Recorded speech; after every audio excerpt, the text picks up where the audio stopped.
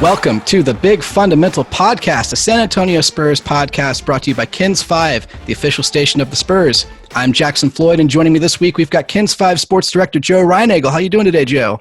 I'm doing great, Jackson. Everything is rolling right now, so it's a good time to be a Spurs fan. Great time to be a Spurs fan. And then, of course, we've got Mr. 10,000 himself, Tom Petrini. Well, I can't lay claim to that title, Jackson, because I think the true king of Twitter, Drill, has a coffee table book called Mr. 10,000. There you go.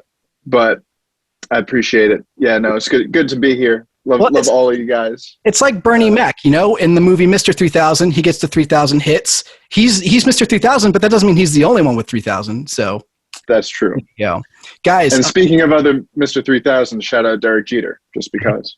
There we go. I'm going to edit that part of the podcast. We don't have to talk about that. But hey, as Joe mentioned, it's a great time to be a Spurs fan. Winners of 3 in a row, including the last 2, New Orleans Pelicans and Washington Wizards. Tom, we were talking the other day about the Pelicans win. We called that the most important win of the season. It feels like the Wizards game might have been the best win of the season. Would you categorize it as that? I mean, it was certainly the best game. I mean, it had to be one of the best games in the NBA this year. If you like what the NBA is and has become in terms of scoring the basketball, not a lot of defense. Pop cop to that afterward. But when you're playing against guys like Bradley Beal and Russell Westbrook, defense is tough, and especially with some of the foul calls in this game, the early foul trouble for Jakob Poeltl.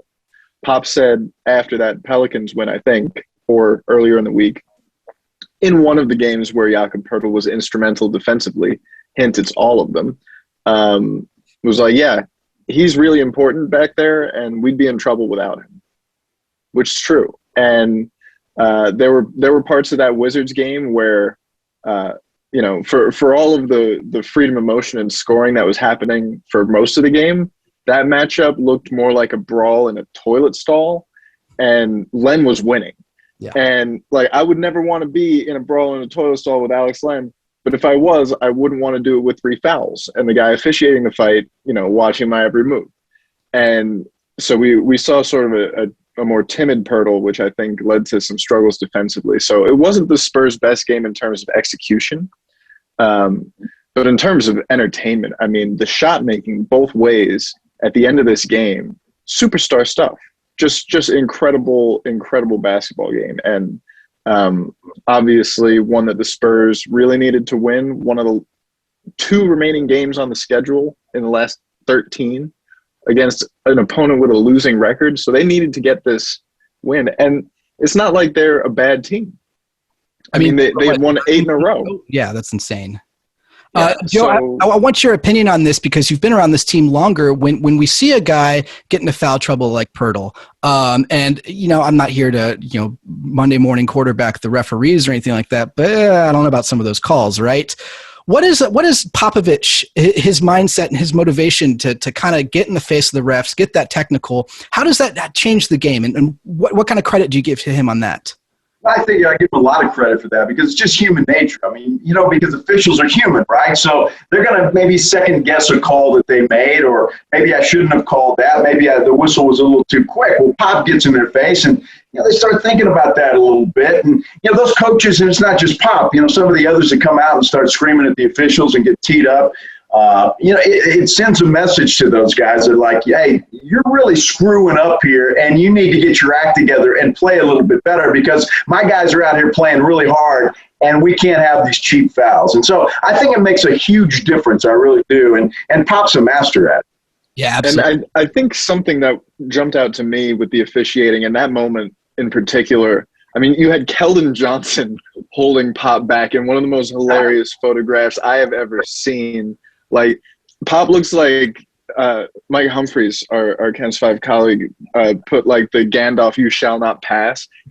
He's giving that with the face. It's incredible. But you could tell that the officiating was not good because both teams and both fan bases had legitimate gripes throughout the entire game. It was not called consistently. It seemed to be petty at times. Like there were some ticky-tacky technical fouls both ways. Bradley Beal picked one up like in the heat of overtime. Yeah. Which just seemed ridiculous. Like, I mean, let these guys play. There was an awesome moment at the end of the game, at the end of regulation. DeMar gets to his spot over his, old friend and UCLA rival, Russell Westbrook, goes for his step back, his fade away from the elbow, rattles in and out. They run down the court. Russ chases him. They shove each other a little bit. I was surprised they didn't both get ejected right there. Like that's how they were whistling this game, and that's not fun. And part of that may be because there was a story out this week that at least 10 NBA refs are dealing with COVID-19 or in quarantine because of it, and they've got a lot of inexperienced or less experienced refs out there. People who would ref finals games and playoff games are not out there. But that's not to say that like there are still refs that I recognize out there, and refs that have been out there for a while. So it's tough, but I think they really need to err on the side of letting these guys play a little bit. And there was one too where Russell Westbrook had picked up a tee for presumably saying something to the refs. And I was watching on the Wizards broadcast, and they zoomed in on his face, and you could see and hear the expletives that he was continuing to say after the first whistle, the kind of things that would get you that first whistle. And this was in the third quarter, I think. And so it was just, you want to err on the side of letting these guys play, but also you've got to. It seemed like if you're not going to call it there, why would you call it in the middle of overtime? And Wizards fans, Spurs fans, everybody was upset with the officiating. I think don't like to talk about that stuff. We like to talk about the basketball, and ideally, officials are just they're doing their jobs. Yeah. And it's not a point of discussion, but. Not the officiating crew's best night, but maybe one of Dejounte Murray's best games as a Spur. 25 points, 17 rebounds. One of 3 Spurs guards with a game like that. He's joining Manu Ginobili and George Gervin as players with 25 or more points and 15 or more rebounds. That's crazy. And then, of course, DeMar DeRozan, 37 points, 10 assists, coming off another that's back-to-back games for him with more than 30 points and at least 10 assists. Joe, is this the best stretch we've seen from DeMar as a Spur? Is he just continuing to get better?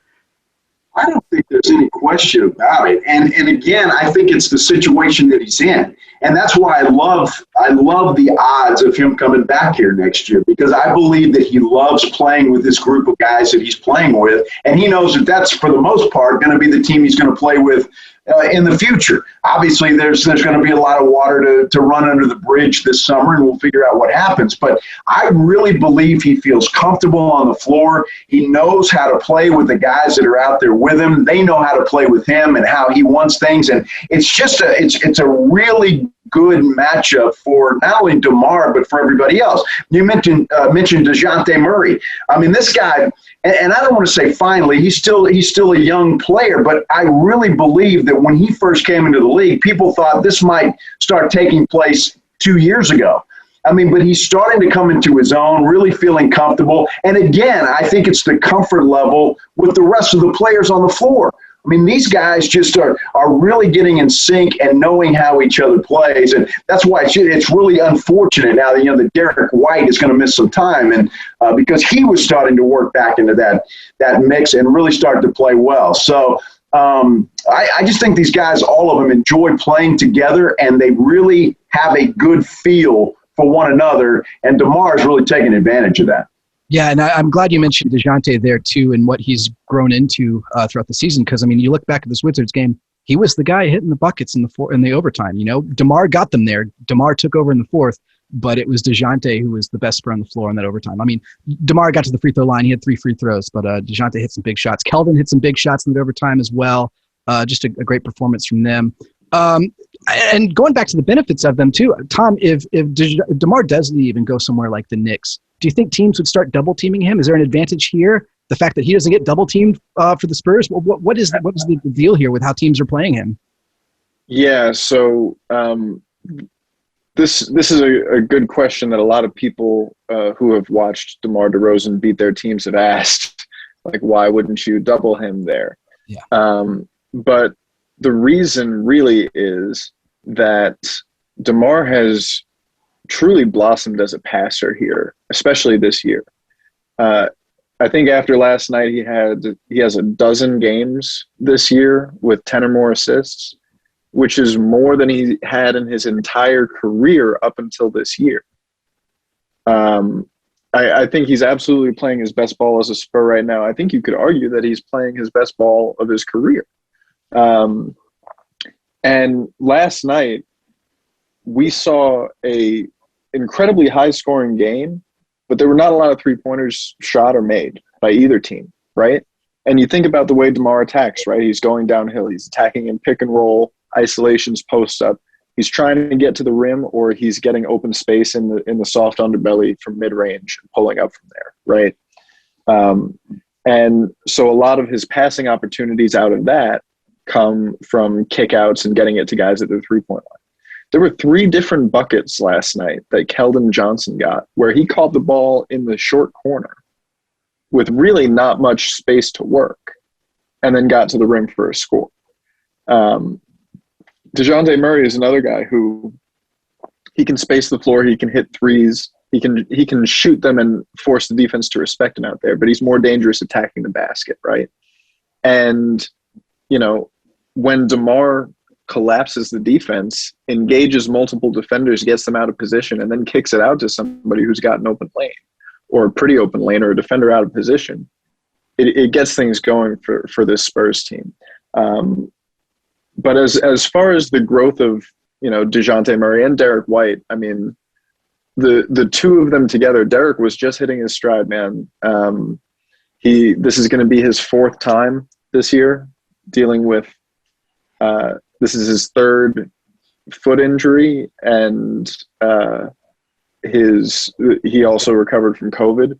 And after the COVID recovery, he was looking great, man. He was getting back toward bubble Derrick White things. He was shooting threes at a high clip and a high volume. Floater game was really on point in that Pelicans win. He is arguably the team's best and most reliable and most complete two-way player. So it's a tremendous loss to have him out. And the one thing that I really liked was the way that the Spurs played and managed the rotation early in a recent game where, Dejounte Murray attacking downhill, doing what he does best, gets into a flow, and then he's the one that's kicking out, right? And finding Derrick White to, get Derrick White's incredibly dangerous on the catch, right? Because contests on his three-point shot don't really bother him. And if the defender gets out of position, he can dribble in for an easier shot. And so they both got hot doing that. And then Pop took Dejounte to the bench and let Derrick play with the hot hand with the ball in his hands more. And I think he had 13 first quarter points. Yeah. And, continued scoring throughout. And so the way that these guys all play off each other, the two-man game with those guys and Lonnie Walker has been exciting. So the young core here, it's definitely a lot of guys who are dangerous off the catch at the arc, which is what you want to put around DeMar DeRozan. Really solid defenders. That's what you want to put around DeMar DeRozan. And, as far as those final moments of the game go, right, like he's the bus driver, like everybody does their thing throughout the game, but you get to winning time, you want the ball in his hands. And like, I feel calm wash over me when he has the ball, like I just accept what's going to come, whatever it is, because I trust it. And I trust him to make the right call. But on the not doubling thing, somebody asked him about it, and he gave one of the best quotes I've ever heard, which we'll splice in here if we can. But in short, if you're on the island with him, he's going to get to the pineapple first. All right, well, we'll let DeMar DeRozan, in his own words, describe how he's going to get that pineapple right here. I mean, Tom, you're right. You know, he's the guy who's making the right call. There's one guy in the NBA with more than 7 assists and 2 or few turnovers in the league, and that's DeMar DeRozan. And that's a league with some amazing point guards in it, like Kyrie Irving and Chris Paul. So props to him. You mentioned also just the lack of 3-point shooting in the game last night. That is the first game where a team has won by scoring more than 140 points with 6 or fewer 3-pointers made. Do you know who the last team was to do it? Joe, Tom, any guesses? Wow. I bet the Spurs did it. I bet it was the Spurs. 2010, the Spurs did it against the Golden State Warriors. They beat the Warriors by 40. They shot 70% in the paint. They shot 90 points in the paint.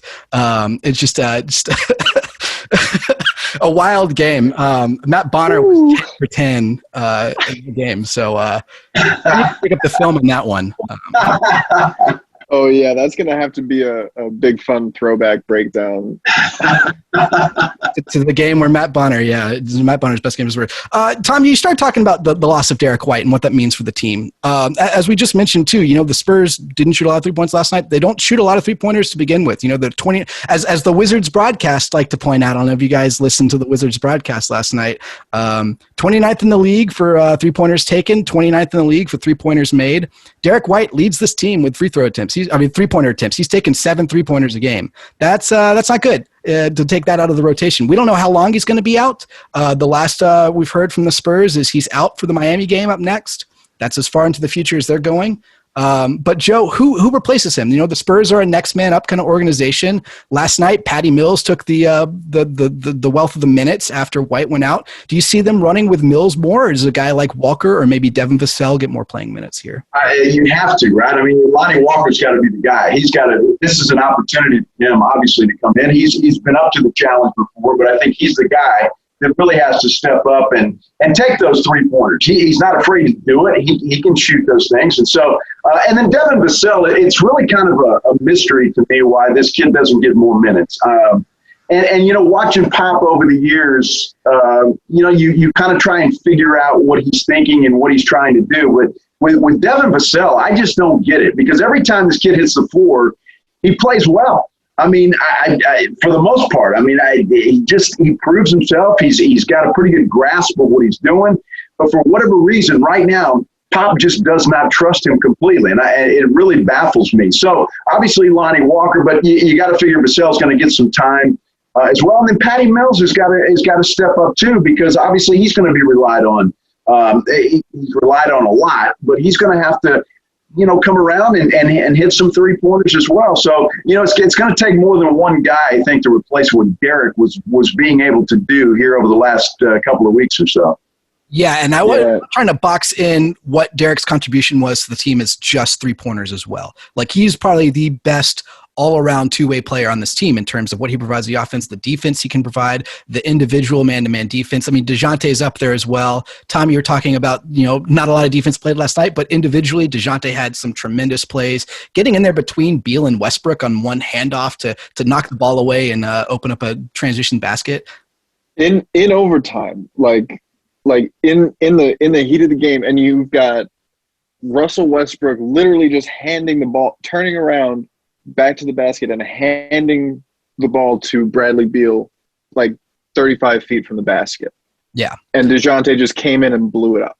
And that was amazing. But, you know, we saw some last night where Patty Mills in the fourth quarter, he hit incredible shots to get the Spurs back in. And he hit a couple threes that were really well contested, honestly. And he just drilled them. But also there were stretches where he was guarding Bradley Beal, which should never happen. Just should never happen. We've talked about the Patty trap before, but they weren't even really doing that. It was just Bradley Beal cooking. And so I think that it needs to be Lonnie in the starting lineup. And one thing that we'll see here is, you know, how he looks in the starting lineup after the changes that the Spurs and he have undergone this year, right? Starting this year, you know, the Spurs probably would have preferred to have Derrick White in there the whole time. as evidenced by giving him the starting job when he came back. Lonnie did a pretty good job. He shot the three pretty well. He was basically the fifth option in that offense, though, and mainly spacing the floor. His defense, his advanced defensive metrics, the film wasn't great, but at the same time, if he's getting attacked in pick and roll, the guy that's got his back was LaMarcus Aldridge.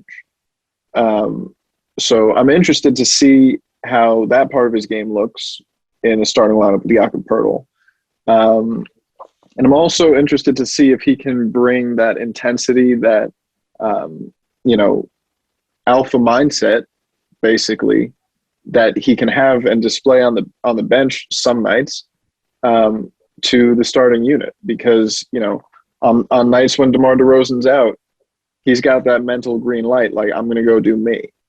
And it feels like the lower he is on the pecking order, he feels that and knows that. So it'll be that's his main challenge. It's always been his main challenge, I think. And we'll see how he adjusts to that role and for how long he has to play it. Silver lining for White's injury is that Devin Vassell will almost certainly be back in the rotation. I mean, Joe, you said it. Like, there was a stretch where he played like 4 minutes of garbage time, 4 minutes of garbage time, and then he played 20 minutes and had a career high 18 points, and then garbage time. And it's funny because there are some Spurs fans out there who are like, this is evidence that Pop's losing it, because he's doing the thing that he's done managing young players for his entire career here. Like, you can go back to Tony Parker and be like, wow, I can't believe he's short leashing this kid. He's got so much potential. And, all the way through every Spurs rotation player here, basically, except for maybe DeRozan and Poeltl. But even Poeltl, earned his licks, right? It's the way he does it, and it's been kind of unfortunate, especially on nights when either Patty or Rudy or both just don't have it on offense, and they're not bringing it defensively. Devin Vassell has become a really confident shooter, a shooter that, when he gets an open shot in the corner, that's a win for your team, right? On that possession, that's a win. And he's also bringing so much defensively, and this team could use that. So it's going to be interesting to see how that goes down the stretch. And, if he gets into a rhythm here, can Pop justify taking him out when Derrick comes back? It's kind of up in the air at this point, but the guys that the Spurs have out there are playing at a pretty high level right now. Yeah, absolutely. Joe, I'm going to put you on the spot here. Bust out that crystal ball. Feet to the fire. Do we see Derrick White before the play-in tournament? I don't think so. And Pop kind of mentioned that last night in the postgame. Said, "Man, this is really bad." Sometimes a sprain is worse than a break. Or, it just takes a long time, and sometimes it hobbles you. And I'd be really surprised if he's back at least until the playoffs begin. And that's certainly unfortunate, because if that is the case, then, it takes a game or two to kind of get your rhythm. They don't have a game or two, especially when they're play-in with the Golden State Warriors. So, it's just unfortunate. I feel bad for Derrick White. I really do. And for the rest of the Spurs team, because he was doing such a great job and playing so well. So I don't think we see him back. I hope I'm wrong. I really do. I hope he comes back and is ready for the playoffs and gets a couple games under his belt. But, boy, the way that looked last night, I have my doubts. Now, is this any sort of long-term concern for either of you guys that you have for Derrick White? He missed, this is his fourth incident, Thomas, you were saying, being away this season. One of them was completely out of his control, COVID, case of coronavirus, stepping away from the team there due to the health and safety protocols. But he's had 3 leg injuries. He broke a toe, came back, broke the same toe. He's dealt with some foot issues. He had surgery during the offseason. Now an ankle. I mean, is this going to be a consistent thing we see for Derrick White's career going forward? I think part of my concern is just the way that he plays in terms of putting his body on the line, right? And that's what you love about him, is that he's willing to just go out there and make the play at whatever cost to him, chip his tooth, break something, if he's laying down on the ground and the ref's like, ball's going that way, he's good. And you appreciate that warrior mindset, but he's also had some durability concerns now. It's also just been awful luck. I mean, these are weird landings and stubbing your toe so hard you break it, and getting COVID. Like, it's just been a tough run for him, and I worry that somebody's grandma's like put the evil eye on him. Like what is happening here that needs to get fixed? Like, I don't know. It's been really tough for him though, and you got to feel for him. You got to feel for the Spurs team, who was really getting into a groove behind his play, and he was proving himself to be, every bit worth that contract. And so it's going to be tough. I do think that I have a little more hope that he'll be back, but I know the Spurs won't rush him back. Mm-hmm. And part of that is the situation they're in with the play-in, where they're pretty much guaranteed to be between 7 and 10 somewhere.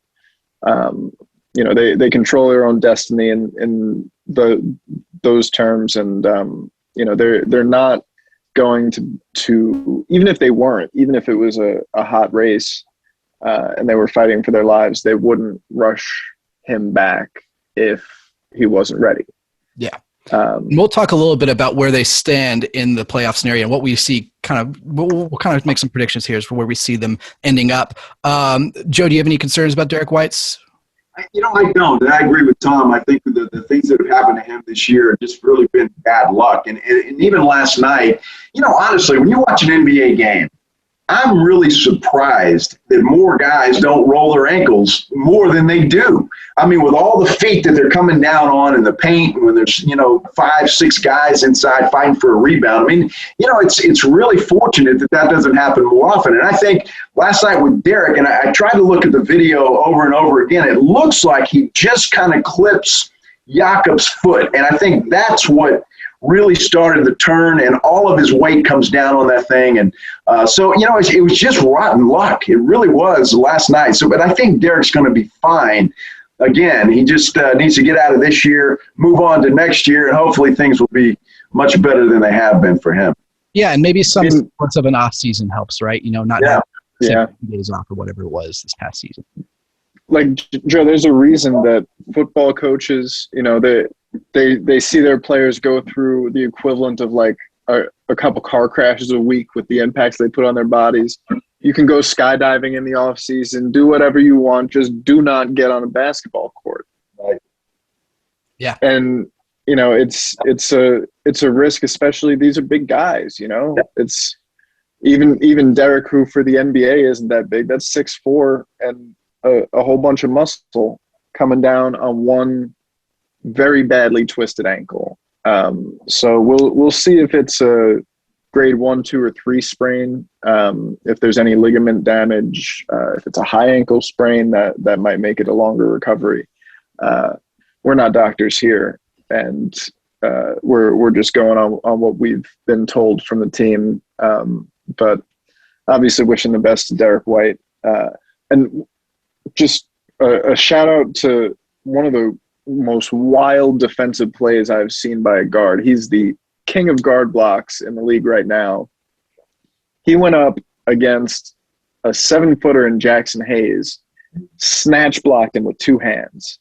I had never seen anything like that before. It was truly wild. And after the game, he was laughing about stealing the block from Poeltl, who was 1 short of his career high at 6 blocks. And Derrick was like, I got 6 in one game. I got him on that. You can tell these guys like really love playing with each other, and they goof around with each other. But it's all love, and there's a lot of camaraderie there. So that adds to the enjoyment of watching this team for sure. Well, Tom, you set us up for a perfect segue now to talk about Jakob Poeltl over the last games here we've had. Great. I mean, do you do this for a living? But I love unconscious segues. Jakob Poeltl, guys, we talked a lot during the first half of the season about the season he was having, just bringing it defensively, but historically just horrendous from the free throw line. So we have to spend some time here commending him for turning it around. Since the All-Star break, he's a 62% free throw shooter. Over the last 15 games or so, he's been even better than that. And just overall, on top of that, since the All-Star break, 11 points, 9 rebounds, 2 assists, 2 blocks per game. The third best field goal percentage in the league for players who play at least 25 minutes a game. Just a tremendous step up for him from a guy who entered the starting lineup under kind of not really hazy, but not controversial either. But another player left the team based on his entering the starting lineup. So we'll chalk it up to that. And then he was called out by a coach and kind of switched gears there. So, Joe, what do you think about the improvement we've seen from Poeltl over this stretch of games? I think it's great, and I think it's a tribute to him. And I think it was that game. And I can't remember who they were playing, but they went to the Hack-a-Yak, right? And so Pop had to pull him out for Drew Eubanks for that. And I think it embarrassed him, quite frankly. I just think he's that type of player. I think he knows he can be a good player in this league for a long time. And you get into that rut where you're a bad free throw shooter. I mean, it does no one any good. And I really think that kind of – I can't prove this, but I think it embarrassed the guy a little bit. And I think from that moment on, he said, you know what? I'm going to work my tail off on free throws, and that's not going to happen anymore. And I think you're seeing the results of it. And it was just, I think it's just one of those things that something snaps, something happens, and it snaps, and a guy says, all right, this is it. I'm focusing on that, and we're going. And you see the results. I remember that game very clearly. It was the Kings game. It was Gorgie Jang's debut. Yep. He injured his shoulder on his first roll to the basket, so Drew Eubanks became, the emergency backup center, and that was the start of Drew Eubanks's ascension into a really great month of April here. But that game was on the last day of March, so it makes it really easy to look at the stats. In January, 25% free throw shooter. February and March, 44%. Little better. After that game, after which Pop was asked about it, hey, is that a concern? And he was like, yeah, it's a concern. I took him out of the game. And he was like, have you seen him improve at that at all? And he's like, no. He was bad at that when he got here, and he's been bad since he got here at that. And for the change to happen just like that, he's 77% from the line since that happened. And it was instant. And, I mean, his form looks better. It looks less segmented, more fluid, less rigid. He looks more comfortable at the line. Shooting is a confidence thing and a mechanics thing. So it's wild to me that the improvement was that stark after that. It's kind of like a golfer. And I'll attribute to that. Sometimes, you want to work on your drive, your iron game, but, your putting, you can kind of blow that off. And I think with Jakob Poeltl, maybe that's the case. He's working on his defense. He's working on the pick and roll. He's working on everything else. And free throws were just kind of put to the side. And I think from that moment on, he knew that, that's got to be just as important as anything else. And it flipped a switch for him. Yeah, so I mean, speaking to Poeltl's growth and the switch we saw there, I saw a lot of people on Twitter crediting Chip England for kind of working on that with Poeltl. I think a lot of credit goes to Poeltl, though, as you guys are saying. Something flipped, a switch flipped there. If it's a pride thing, if it's just knowing that this was a weakness he had to improve on, he did it. We've seen players do that in the past. I think Dwight Howard is a guy who had a season where he was committed to being a better free throw shooter after the Howard, Dwight thing became a thing. And he did that. And so, these guys are professional athletes. They're really good at what they do. And Poeltl found a way, to flip the switch, to focus on that and to improve it. Joe, I love the golf comparison. That's right up the alley there, I think. You nailed that one on the head. And they're going to need Poeltl to continue to be good. I don't think he's going to be the guy they send to the line on technical free throws, but doing pretty good. But over 75% for a big man, I mean, that's really solid. And it's with shooting, I really still just can't believe that it happened that quickly. Like you mentioned Dwight Howard. He worked the whole summer on that, though. you know, like that was something where like it took hours and days and weeks and months in the gym just working on the muscle memory. And so I asked Yak what was different at the line, and he basically said nothing. Like, just sometimes it works and sometimes it doesn't. So if that's true and he really hasn't made any adjustments consciously to his form and he's just doing it better, that's a perfect stonecutter moment, right? Like, just doing the work, shooting under 40% for a large percentage of the year, and then getting to this point where the Wizards announcers last night, he went to the line at a critical stretch in the game, and they were like, this is good. This is the guy you want to send to the line. He's shooting under 50% from the stripe this year. They didn't know about April. They weren't looking at the month-by-month splits, you know? So maybe a secret weapon a little bit. If teams want to try that, they'll get taught pretty quickly that it's not a working strategy, at least for now. Yeah, let's hope he doesn't regress, right? Let's hope there's no regression. So let's keep it up. Joe, another Twitter shout out I want to throw your way. Tom mentioned the meteoric rise we've seen from Drew Eubanks since that Sacramento Kings. I thought you'd like this one. Someone on Twitter called him Drew Alcindor. Pretty fitting. Yeah, the hook shot's coming around, isn't it? I think it was DeMar. Both hands. Yeah, both hands. The guy's doing well. Boy, you talk about a guy that is just really taking advantage of his opportunity and it's showing that he can play this game. You know, and he's not going to be a big star. He's not going to, certainly not going to be, you know, a Lou Alcindor, right, or Kareem Abdul-Jabbar. But the guy is solid, and he gives Pop solid minutes when he's in there. And again, he hustles. And I just love to see guys like that are taking advantage of the time that they get and improving. And when they're in the game, they're not a detriment to your team. They're actually productive, and they're doing things that they should be doing. So I'm a big fan of players that just get that opportunity and make the most of it. I love seeing that. Absolutely. And he'll get more chances down the stretch here because the Spurs are going to rely on him. You know, we're seeing Gorgie Jang more in the mix. He played a significant minutes in the Wizards game last night, but it was still Yak and Drew were the guys in the rotation. But, you know, as they go down the stretch here, the Spurs are tied for the 8th seed. Memphis owns the tiebreaker, so they're technically 9th. But, you know, they're 2 games back of Dallas, 1 game back of Portland, half a game up on Golden State, 4.5 games up on the Pelicans. And guys, the Mavericks play Golden State tonight. So we could see them kind of that move around a little bit more, right? So it's all kind of up in the air. I just want to know, do you guys see a scenario in the next 12 games where the Spurs don't make the play-in tournament? So the wheels would really need to fall off the bus for the Spurs, and the Pelicans would need to go on a run. Spurs control their own destiny here, which is very different than where they were in last year's season when they came back into the bubble. They were well under 500 and trying to claw into a playoff. It's different this year. They have extended their lead. That's why the Pelicans win was so big.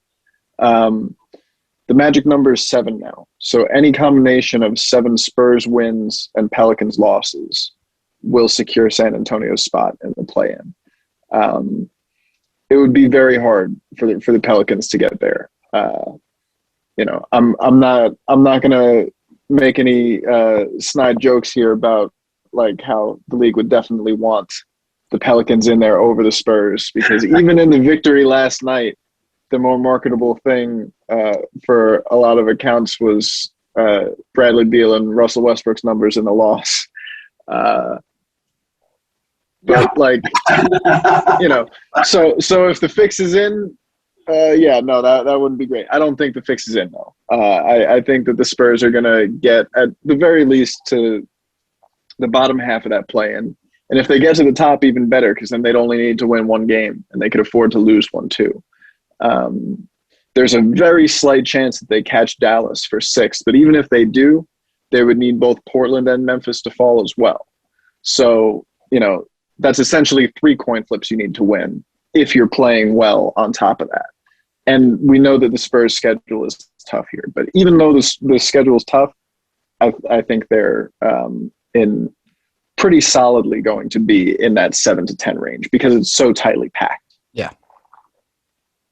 Yeah, I don't see them falling out. They're just playing too well. Even with the loss of Derrick White, I think this team will regroup and recover and play well enough to win enough games moving forward to get into the playoffs. I mean, at this point in time, I hope whatever they do, they play on the road because, they're much better. I saw a stat today. I think it was Dan Weiss who sent that out, that for the first time in Spurs history, they have a winning record on the road and a losing record at home.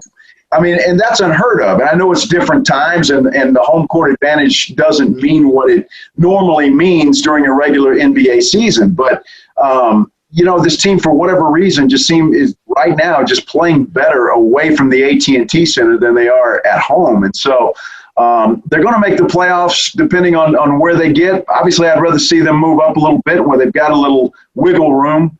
But either way, I think they're playing well enough, and they're going to be able to compete, and who knows? Yeah, I think the play of DeMar and Dejounte will be enough to overcome the loss of Derrick over this next 12-game stretch. And, Joe, you mentioned the road warrior mentality they've had this season. Over the next 12 games, 8 are on the road, 4 at home. I mean, the last 2 games are at home, so really it's like 8-2 down the stretch here. But, man, it's a brutal stretch. Over the stretch, 11 games of their next 12 are versus playoff teams.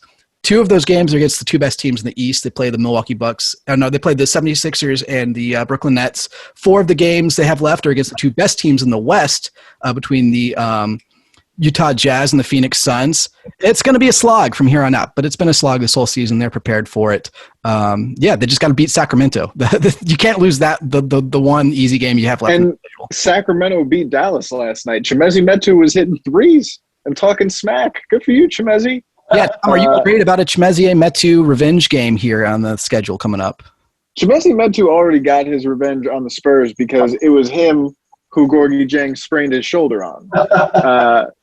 But to go to Dieng and Eubanks for a second here, because we got to give Drew his flowers, right? He's been awesome here, also awesome in his role, right?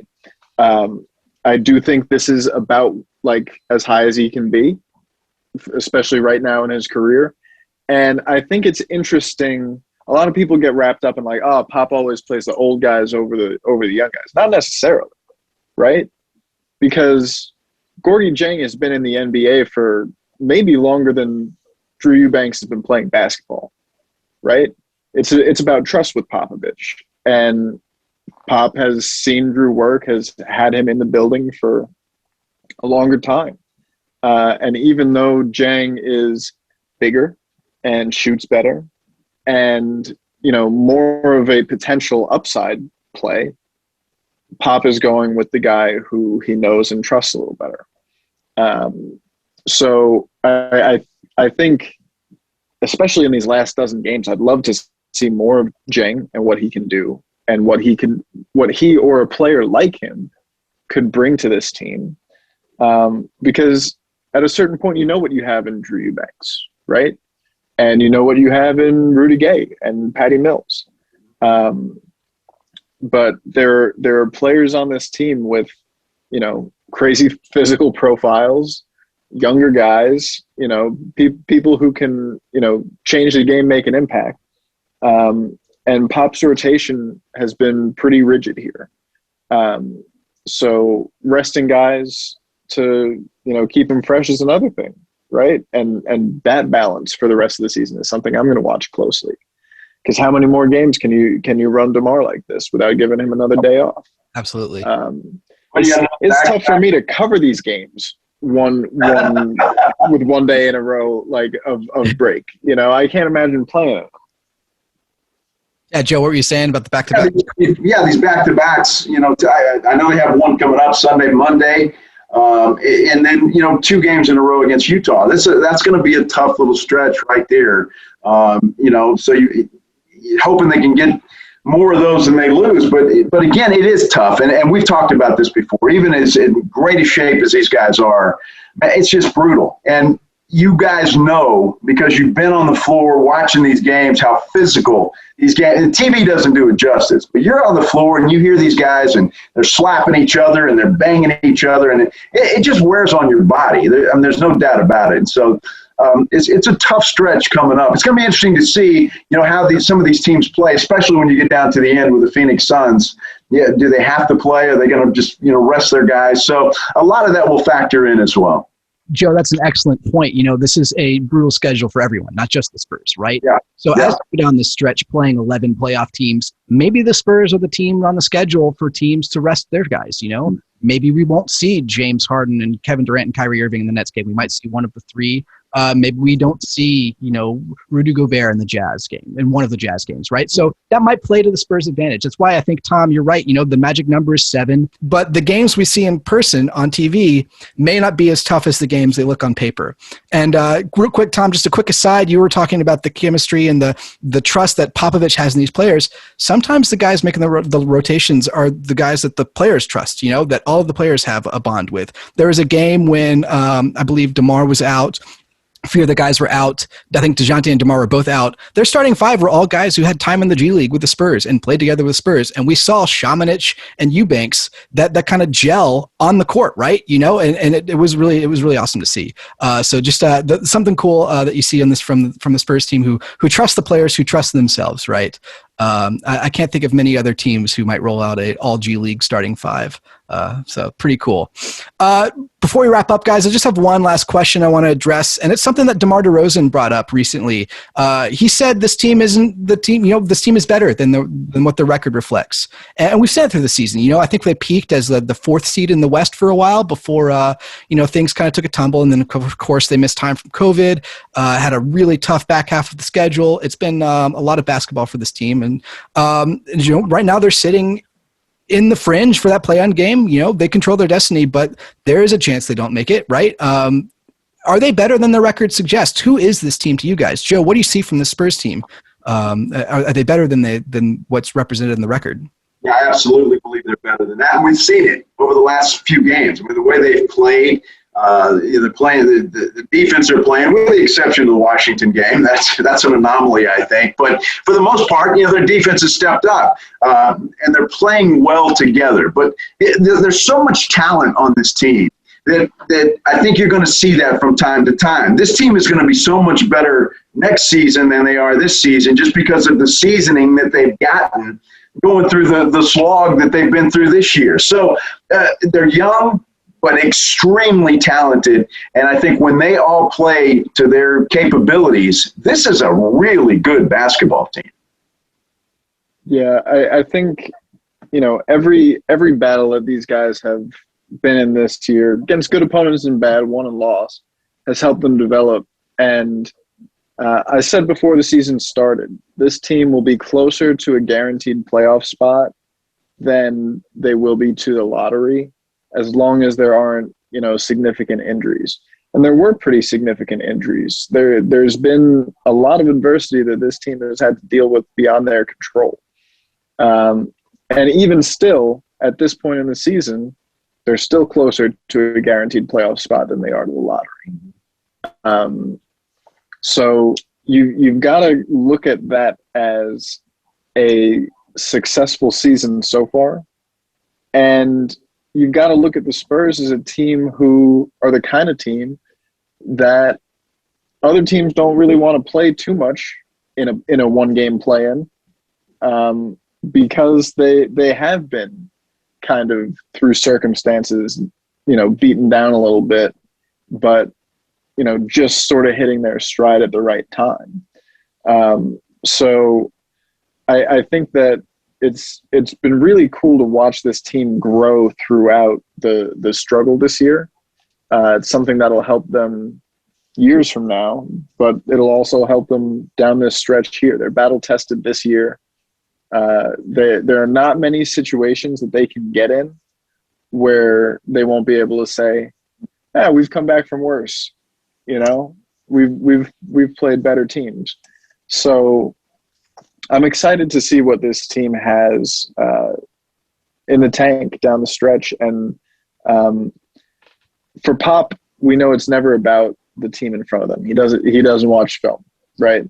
We know the staff does, right? We know that they scout other teams, but it's really about what the Spurs are doing, how they're executing, how they're playing with each other.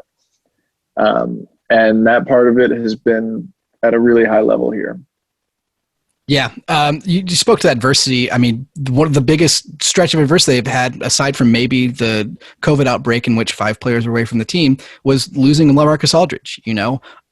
That's not ideally for the Spurs organization. Having Aldridge on this team was their best bet. They wanted him to kind of find a place in the rotation with the second unit. And I mean, after speaking to Aldridge, came to an agreement that what was best for both parties was for him to leave the team.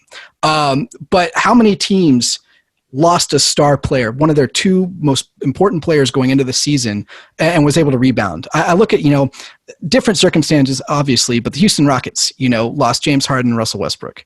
I mean, that's a huge loss for them. But, I mean, that team didn't gel together. That team didn't come together. 10 new parts of that team, not a well-run organization in that sense. And we saw the general manager step away. And they got way more back than the Spurs got for Aldridge. Which was, basically cash to bring in Gorgie Jang, right? They got Victor Oladipo. They got John Wall back. And just couldn't make it work. Yeah, major props for the Spurs organization for overcoming that adversity among all the other ones I've seen in the season. It's funny to hear you, Tom, say that, the teams in the playoffs may not want to face the Spurs based on what they've been through, seeing them in the bottom of the play-in games. Man, Golden State Warriors are the other team right there in that bottom spot. I wouldn't want to play either of those teams in the play-in game. And that's maybe why you're seeing Luka Doncic and Mark Cuban kind of saying, why do we even have this? Why are we letting, Steph Curry and this spicy Spurs team into the mix here who might knock us out in the playoffs? I just don't want to play Memphis. They seem to have our number. Let's not play Memphis in the play-in round for whatever reason. I'm scared. I'm sure the Spurs aren't as cowardly as I am. I'm sure would like to take it to Memphis, who beat them twice this season and scored a bucket of points on this team. But yeah. I mean, you look at those 3 other play-in teams, right? It's them and Portland and the Warriors, right? And what do they have in common? A really dynamic point guard, right? Dynamic scoring point guard. And in games with LaMarcus Aldridge playing drop coverage and pick and roll defense, those guys feasted. It'll be a little different with Poeltl in there, hopefully a lot different. But still just a tremendous challenge, whoever you are. And if you look at the Spurs roster, I mean, they're uniquely equipped to handle, personnel-wise, talented guards. They've got Dejounte Murray, they've got Derrick White. Lonnie Walker can check multiple positions. And with Poeltl as a switch big, there were stretches of the last night's game where Keldon Johnson was guarding Russell Westbrook. So they've got a bunch of different versatile defenders that they could throw at these guys, but it's one game, right? And you don't know if Steph's just going to go off that night. Or Damian Lillard, for that matter. I mean, or Ja Morant. All of them. All of these guys can just go nuclear. That's what makes it fun, though. And the NBA is probably not going to stick with this format, but it's fun. I really like it. It's kind of like adding a wild card team to Major League Baseball. I mean, you have a lot of fun with it, and so I'm happy to see it. I don't want to have anything to do with Steph Curry. I don't care. So I really hope the Spurs get out of that. I do not want to face that guy at any point or any time. So that's my hope, is that they kind of move up a little bit, or somebody else drops something. Let's just stay away from Steph Curry. I'll take my chances with everybody else. Yeah. I mean, I'm never going to complain about more basketball, more fun, especially if the Spurs are involved. It's always nice to have more basketball. And we've seen condensed seasons in the last 2 seasons. It's nice to have more basketball. I take offense to people who look at the play-in tournament and go, well, these teams, the Warriors, the Spurs, whomever's in those play-in spots, those aren't playoff teams, because, they're in there. They're in postseason action. And we see it in wild card in baseball, like you mentioned, Joe. Those teams sometimes make a run, Yep. and we may see the Warriors or the Spurs or whomever's in that spot kind of make a run. Especially with the way Steph Curry's playing, and especially with the way DeMar DeRozan's playing. These are 2 top-notch basketball players, kind of hitting their peaks right now. I think the difference, though, between the Spurs and the Warriors, between DeRozan and Curry right now is, I mean, the Warriors essentially are Steph Curry right now. And especially in playoff time, Like we saw what happened to Steph when he was the only guy in the finals. And that's not his fault. I mean, you should have talented players around you. And for a lot of his career, he has. And that's how you win championships. You don't do that with bad teammates. But this year, his supporting cast has left a lot to be desired. I mean, obviously, you've got Andrew Wiggins and Kelly Oubre and Draymond Green, and they all do different things pretty well. Draymond, still a great defender, still a great ball handler. But they don't have the pieces that made this team lethal. And when you can key in on one guy, it makes it easier. And, I mean, it's not like Steph isn't a great point guard. He's probably the best one in the game today, for my money. But DeMar's teammates, who he trusts just as much, are executing better than Steph's teammates. So Steph is obviously the singular. Like, if you asked 30 NBA GMs, who would you rather have, DeMar DeRozan or Steph Curry? 30 NBA GMs would tell you Steph Curry. But if you asked who has the better team right now, I bet a lot of those GMs would say the Spurs. And, you know, which of those teams scares you more in the play-in? I bet a lot of them would say the Spurs. So that's something that has always been San Antonio's strength, right? The collective, the group. I think we've still got 7 guys averaging double figures, maybe 8 now, if you count Derrick White, which you should. You know, the well-roundedness is something that was on display in the games with DeMar out, right? And that was something where, like, opposing commentators were like, you almost would rather have DeMar in there because you can key in on him. And now you don't know where the bucket's coming from. Because, you know, like he said, end of the game, on an island, he's going to go get that pineapple. If he's not there, pineapple might move around a little more. And that's not, you know, this is not a like, oh, the Spurs are better without DeMar thing, because I don't think they are. But the Spurs also have a lot of ways they can beat you without DeMar on the court. So I think that's what makes them a more dangerous team moving forward. That's Tom Petrini. You can find him on Twitter at @RealTomPetrini. Join the throng of 10,000 followers, if you will. And, of course, you can find his contribution. Yeah, Joe's one of them too. You know, we're all followers under Tom's watch here. You can also find his contributions to our Spurs coverage at Kens5.com. He did a great breakdown on what the play-in tournament will look like, how the Spurs stack up against the teams there. So go find that. And then Joe Reinagle at JoeKens5. You got any final thoughts for us, Joe? Yeah, I'm looking forward to the remainder of the season and see how this team. I'm really looking forward to the game against Miami. I want to see how the Spurs adjust without Derrick White and how they play without him. So I think that's going to say a lot as we move forward. So I'm just looking forward to it. I really am, and the postseason as well. It's going to be a wild stretch, and of course we'll be back next week to talk all about it. You can find Joe on TV as well at Kens5 with all things Spurs and sports, gearing up for the final stretch of the season here. Be sure to join us next week as we break down the slew of games we'll see, including we'll be in the middle of a back-to-back with Utah Jazz next time we record. So we'll have some thoughts on the first game, some analysis looking ahead at the second game. And, of course, be sure to tune in to Kens5, the official station of the San Antonio Spurs. We'll see you next time.